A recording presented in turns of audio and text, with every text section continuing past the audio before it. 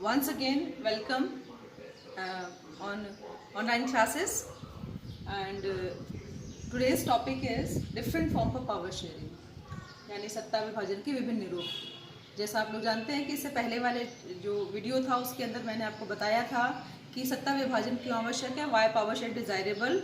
तो हम उसको थोड़ा रिकैप्चुलेट कर लेते हैं कि सत्ता विभाजन के हमने दो कारण देखे थे, एक पोटेंशियल रीजंस था और एक मॉरल रीजंस थे। और बच्चों मैं बार बार बता देती हूँ आपको, ये बोर्ड एग्जाम के अंदर बार बार पूछा जाने वाला प्रश्न है जो आपको तैयार करना है। और ऐसा ही आज वाला जो चैप्टर क्वेश्चन पूछा जा रहा है ये बार बार एग्जाम में पूछा जाता है। ये 5 नंबर का क्वेश्चन आपसे पूछा जा सकता है और 3 नंबर का भी पूछा जा सकता है या फिर 1 नंबर का भी आ सकता है। तो ये बहुत इंपॉर्टेंट क्वेश्चन है जिसको आपको तैयार करना है, और वो है हमारा आज का topic different forms of power sharing है, सत्ता विभाजन के विभिन्न रूप। अब हमने शुरू से, जैसे हमने आपको बताया कि हम शुरू से ये बात करते आ रहे हैं कि सत्ता विभाजन आवश्यक है, सत्ता विभाजन बहुत ज़रूरी है, ये लोगों के बीच टकरावों के संभावनाओं को कम कर देता है, reduces the chances of conflict between different social and other groups.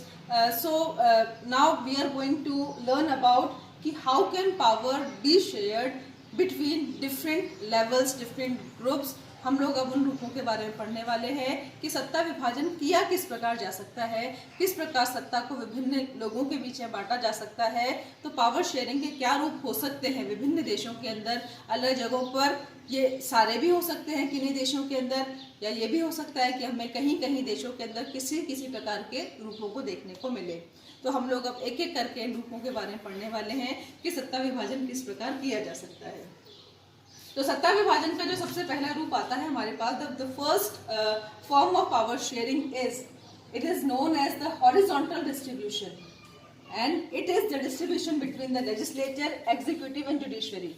जैसा आप लोगों ने देखा होगा, हम इसको हिंदी में क्षैतिज वितरण कहते हैं। क्षैतिज वितरण का मतलब है कि जो पावर है वो व्यवस्थापिका, कार्यपालिका और न्यायपालिका, इन तीनों के अंदर आपस में बटी हुई होगी। अब इस प्रकार की सत्ता विभाजन जब होता है उसमें ऑर्गन्स के बीच में है। तो ये जो सत्ता का विभाजन है, हॉरिजॉन्टल डिस्ट्रीब्यूशन है, this is the distribution between different organs of the government. There are 3 organs of government, one is legislature, second is executive and third one is judiciary.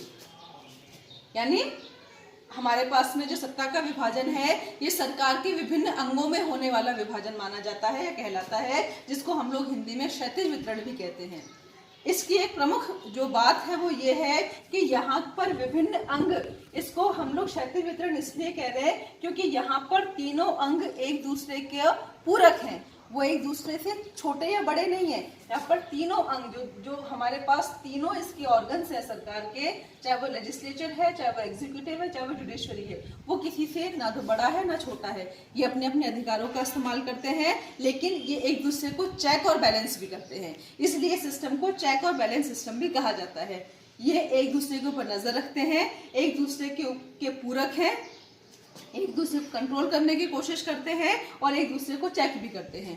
तो इस प्रकार का जो वितरण है ये हमारे पास में हॉरिजॉन्टल डिस्ट्रीब्यूशन इसको कहा गया है, जो सरकार के विभिन्न अंगों के बीच में होता है। इस प्रकार की जो सरकार है ये प्रत्येक अंग पर अंकुश लगाता है, जिसकी वजह से विभिन्न संस्थाओं के बीच शक्ति का संतुलन, जो पावर शेयरिंग है, वो बना रहता है। और इसके अंदर कोई भी एक ऑर्गन किसी दूसरे के ऊपर अपने मोनोपोली स्थापित नहीं कर पाता, और वो जो व्यवस्थाएं बनती हैं वो देश के लिए बहुत ही प्रभावकारी व्यवस्था होती है। तो हमने देखा कि हमारा पहला जो डिस्ट्रीब्यूशन है, हमारा जो पहला पावर शेयरिंग का तरीका है वो है क्षैतिज वितरण, यानी हॉरिजॉन्टल डिस्ट्रीब्यूशन, जो सरकार के विभिन्न अंगों के बीच में होता है, जो एक दूसरे पर कंट्रोल करते हैं, एक दूसरे को तानाशाह होने से, एक दूसरे को निरंकुश होने से रोकते हैं, और इस प्रकार ये एक बेहतर सरकार का, एक बेहतर डेमोक्रेसी की स्थापना करने में मदद करते हैं। अब हमारे पास जो दूसरा डिस्ट्रीब्यूशन है, जो हमारे पास दूसरा तरीका है, वो है वर्टिकल फॉर्म ऑफ डिस्ट्रीब्यूशन, यानी ऊर्ध्वाधर वितरण। ऊर्ध्वाधर वितरण हमने इसलिए कहा है इसके अंदर क्योंकि यहाँ पर जिस प्रकार का वितरण होता है वो ऊपर से नीचे शुरू का वितरण है, जैसे सेंट्रल गवर्नमेंट, स्टेट गवर्नमेंट और लोकल गवर्नमेंट के बीच में। इसको हम लोग यहाँ पर जो सिस्टम है ये जो सिस्टम कहलाता है ये वर्टिकल डिस्ट्रीब्यूशन इसलिए कहला रहा है क्योंकि यहाँ पर एक जो संस्था है या एक इंस्टीट्यूशन है वो सबसे ऊंचा होता है और बाकी उसके नीचे होते हैं। तो जैसे हमारे पास में इस प्रकार का जो डिस्ट्रीब्यूशन कहलाता है, ये सेंट्रल, स्टेट या लोकल गवर्नमेंट यानी केंद्र सरकार, राज्य सरकार और जो भी स्थानीय सरकारों के बीच में डिवीजन जो होगा वो ऊर्ध्वाधर वितरण कहलाएगा। और इसके अंदर जो इस प्रकार का जो सिस्टम है हम इसको संघीय सरकार यानी फेडरलिज्म भी कहते हैं, जहां पर एक से अधिक स्तरों पर सरकारें होती हैं ताकि हर प्रकार के नागरिक को अपनी समस्याओं के समाधान का मौका मिल सके। यहाँ पर हमेशा इस प्रकार का जो वितरण होता है इसके अंदर सबसे पावरफुल जो होती है वो सेंट्रल गवर्नमेंट होती है, स्टेट गवर्नमेंट होती है, लोकल गवर्नमेंट होती है। भारत के अंदर ऐसा है और बहुत सारे देशों, जैसे आपने बेल्जियम में देखा, वहां पर हमारे पास तीनों प्रकार की सरकारें थी लेकिन वहां पर कोई एक निरंकुश नहीं था।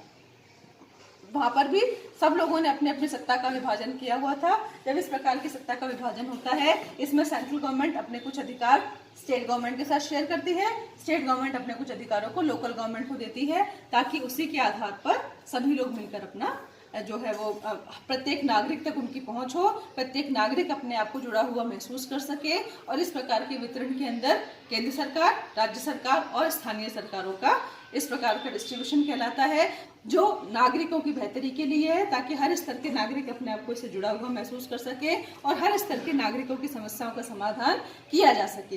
तो यहाँ पर जो डिस्ट्रीब्यूशन है या जब यहाँ पर जो वितरण है, it is between the centre, state and local government. Now coming to the third point, that is the power distribution between political parties, pressure groups and movement, यानी राजनीतिक दलों, दबाव समूहों और विभिन्न आंदोलनों के द्वारा अपनी पावर को दिखाने का जो तरीका है। अब आप देखेंगे कि बहुत सारे ऐसे देश होते हैं, अगर हम लोग पॉलिटिकल पार्टीज के आधार पर, पार्टी सिस्टम के आधार पर डिसाइड करें तो विश्व के अंदर तीन प्रकार की व्यवस्थाएं हम देखने को नजर आती है, जहां पर एक होती है सिंगल पार्टी सिस्टम यानी एक दलीय व्यवस्था। जैसे आप देखेंगे चाइना एग्जांपल इसका। कई देशों के अंदर द्विदलीय व्यवस्था होती है जहां पर दो पॉलिटिकल पार्टीज होती हैं, जिसको हम लोग डुअल पॉलिटिकल पार्टी या डबल पॉलिटिकल पार्टी सिस्टम कहते हैं, जैसे हमारे पास यूएसए और यूके है। और कई देशों के अंदर मल्टी पार्टी सिस्टम होता है यानी बहुदलीय व्यवस्था, जैसे भारत हमारा देश है। तो अब यहाँ पर देखेंगे कि ऐसे देशों के बीच में पॉलिटिकल पार्टी किसी एक व्यक्ति के द्वारा नहीं बनी होती है, उसके अंदर अनेक लोग शामिल होते हैं। अलग अलग पॉलिटिकल पार्टीज के द्वारा लोग अपनी राय को जताते हैं, लोग अपनी बातें बताते हैं। इस प्रकार से नीति निर्माण में प्रमुख भूमिका निभाना उनका काम होता है। यहाँ पर लोकतंत्र जो है वो नागरिकों को अपना नेता चुनने और उनको निर्वाचित करने का अधिकार देता है।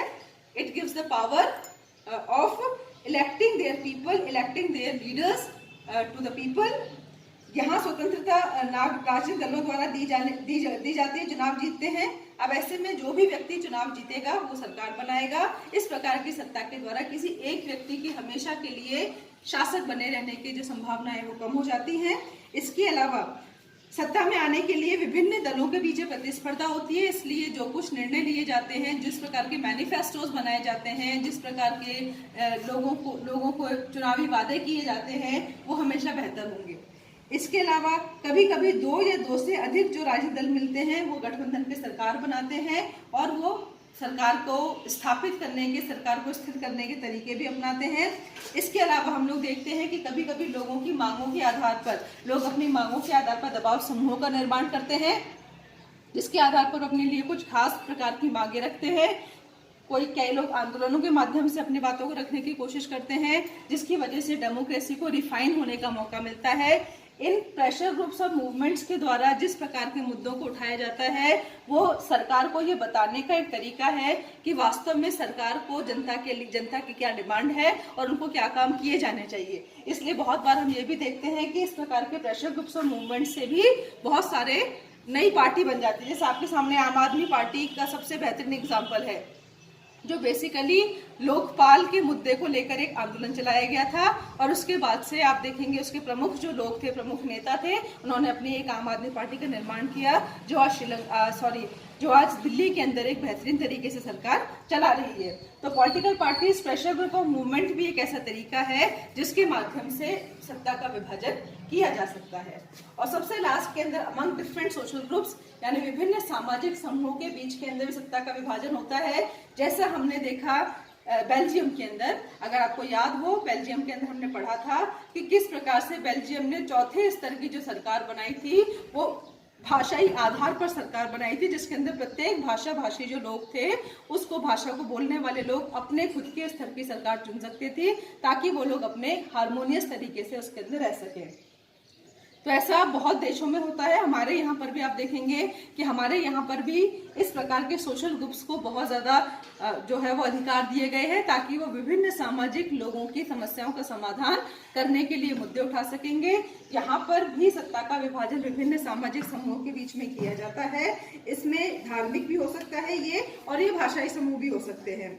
कुछ देशों में संवैधानिक व्यवस्था है कि विधायिका प्रशासन में सामाजिक रूप से कमजोर वर्ग के लोग और महिलाओं का प्रतिनिधित्व भी करेगी।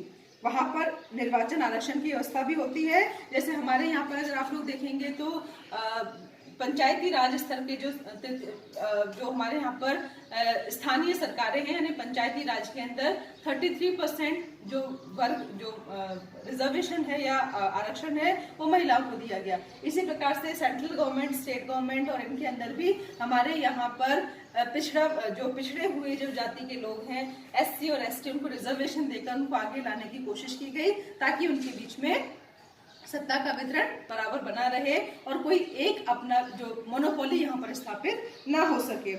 इस प्रकार की व्यवस्था का अर्थ प्रशासन एवं सरकार के विभिन्न प्रकार के लोगों को स्थान देना है जो स्वयं को सरकार से उपक्षित महसूस करते हों। और इसका बेहतरीन उदाहरण हमने बेल्जियम के अंदर कम्युनिटी गवर्नमेंट देखा, यानी बेल्जियम की सामुदायिक सरकार इसका बेहतरीन उदाहरण थी, जहां पर इस तरह की कम्युनिटीज को पावर के अंदर, सत्ता के अंदर विभिन्न प्रमुख स्थान देकर उन्होंने किसी भी प्रकार के टकरावों की संभावना को लगभग खत्म कर दिया था। तो इस प्रकार हमने देखा कि हमारे पास सत्ता विभाजन के 4 विभिन्न रूप हैं। इसके अंदर पहला क्षैतिज वितरण यानी horizontal distribution. This is the distribution between the legislature, executive and judiciary. This distribution is that kind of distribution between the different organs of government.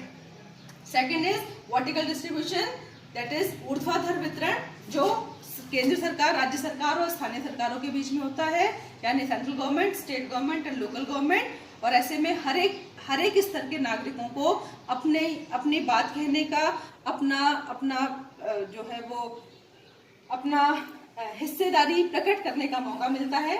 तीसरा जो वितरण है वो है political parties, pressure groups and movements, जिनके माध्यम से लोग अपने विचारों को रखते हैं, अपने मुद्दों को रखते हैं, उनकी क्या मांगे हैं उनको रखते हैं, जिसकी वजह से उनके आधार पर सरकार को, गवर्नमेंट को, डेमोक्रेसी को रिफाइन होने का मौका मिलता है। इनके माध्यम से वो जान सकते हैं कि किस प्रकार से विभिन्न प्रकार के लोगों को की क्या मांग है, विभिन्न प्रकार के नागरिकों की क्या मांग है, और इसके आधार पर हमेशा डेमोक्रेसी को बेहतर होने का मौका मिलता है। And the last one is among different social group. और आखिरी हमारे पास सामाजिक समूहों के बीच में इस तरह आपने देखा कि जहाँ श्रीलंका ने इस प्रकार की व्यवस्था को नहीं अपनाया, उनको सिविल वॉर का सामना करना पड़ा। अगर वो भाषाई आधार पर तमिल लोगों के ऊपर अपनी मेजॉरिटी, अपनी मोनोपोली नहीं थोपते तो श्रीलंका को सिविल वॉर का सामना नहीं करना पड़ता। तो यहाँ पर हम लोग देखते हैं कि विभिन्न धार्मिक और भाषाई समूहों के बीच सत्ता का वितरण किया जाता है ताकि विभिन्न समूह अपने आप को सरकार से, अपने आप को सत्ता से जुड़ा हुआ महसूस कर सके, और ऐसे में टकराव के अंदेशे होते हैं वो कम हो जाते हैं। और ऐसे देशों में जहाँ पर इस प्रकार के सत्ता का विभाजन किया जाता है वो देश के अंदर डेमोक्रेसी एक बहुत कामयाब व्यवस्था होती है। भारत इसका एक बेहतरीन एग्जाम्पल है, जहाँ पर हमने लगभग इन सभी रूपों को हमने अपने व्यवस्था में शामिल किया है। और यही कारण है कि 1950 से, जब से हम लोगों ने अपने लोकतंत्र को स्थापित किया, तब से लेकर आज तक अनेक परेशानियों के बावजूद भी भारत की जो लोकतांत्रिक व्यवस्था है वो कायम है, वो बेहतरीन है, और वो इसी आधार पर विश्व की सबसे महान लोकतांत्रिक सरकारों का निर्माण करती है। और इस प्रकार से हम लोग देखते हैं कि सत्ता का विभाजन किसी भी लोकतांत्रिक व्यवस्था के लिए कितना अधिक आवश्यक है। धन्यवाद।